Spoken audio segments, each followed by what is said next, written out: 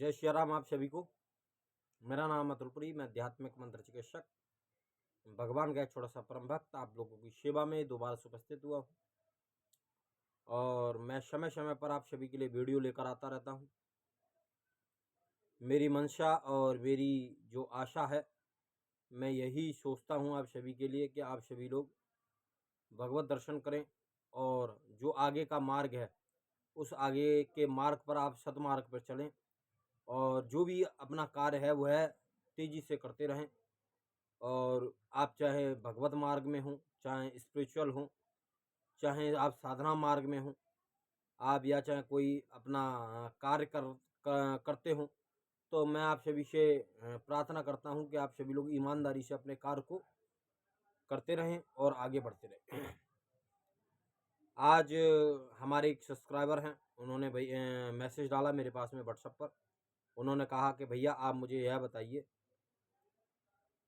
कि जब हमारे शरीर में प्रेत होता है और प्रेत होने के बाद हम उन्होंने बोला था जब हमारे शरीर में प्रेत होता है और हम उस प्रेत को मंत्र के द्वारा, जप के द्वारा और हवन के द्वारा, यज्ञ के द्वारा उस प्रेत को हम अपने शरीर से बाहर निकालते हैं, या वह शरीर से बाहर जब निकलता है तो वह कहाँ जाता है।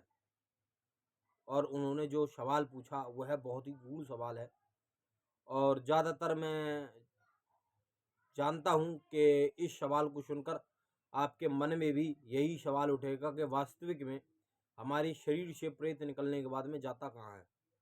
अगर हम उसको मंत्र के द्वारा, यज्ञ के द्वारा, हवन के द्वारा या जप के द्वारा या किसी साधु महात्मा के द्वारा या किसी भगत के द्वारा हम अपने शरीर से उस प्रेत को बाहर निकालते हैं तो वह प्रेत जाएगा कहाँ। पहले तो बात यह समझने की ज़रूरत है कि जब हमारे शरीर में प्रेत होता है तो उसके अंदर एक परत चढ़ी होती है और उस परत के ऊपर काम, क्रोध, मद, लोभ, अहंकार होता है। और जब ये 5 विकार होते हैं उसके कारण वह प्रेत रहता है और मलिन अवस्था में होता है। जब हम मंत्र जाप करते हैं और यज्ञ करते हैं, हवन करते हैं उतारा कर कर, और जब वह प्रेत धीरे धीरे करके श्वेत होता है, श्वेत होने के बाद में वो हमारे शरीर से जब बाहर निकलता है तो कहाँ जाता है, यह प्रेत के ऊपर निर्भर करता है। अगर उसका समय पूरा हो गया है तो उसकी मुक्ति हो जाती है और उसको पूर्व जन्म मिल जाता है। अगर उसके पाप कर्म ज़्यादा हैं और अधिक पाप कर्म उसने करे हैं अपने जीवन काल में और उसका समय पूरा नहीं हुआ है तो वह लंबे समय तक, लंबे अवधि तक वह इस धरा पर, इस धरती पर मौजूद रहता है।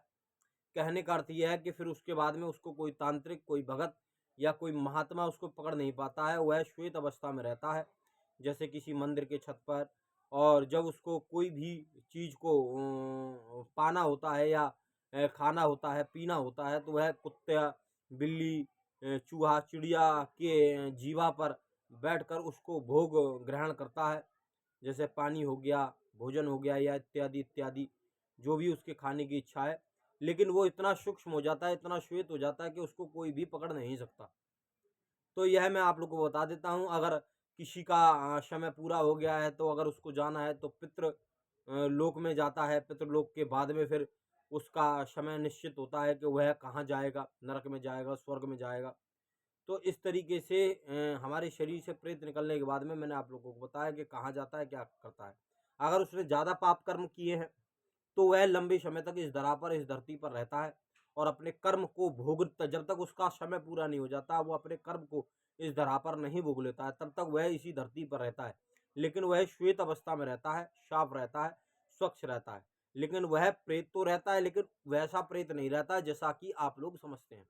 वह मंदिर की छत पर या मंदिर में किसी परिसर में रहकर वह अपने जीवन को यापन कर सकता है। और अगर उसका समय पूरा हो गया है तो वह अगले जन्म में प्रवेश करता है।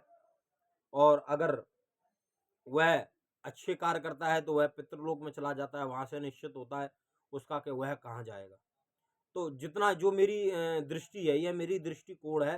कहने का अर्थ यह है कि जो मैंने अपनी दृष्टि से देखा है, देखने का मतलब कि जो मैं जानता हूँ, जो मैं पहचानता हूँ, और यह जो जो मेरी सोच है, जो मैं अपनी भावनाओं से आपको समझाने का प्रयास कर रहा हूँ या मैं अपनी भावनाओं से आपको बता रहा हूँ, यह मेरी सोच है।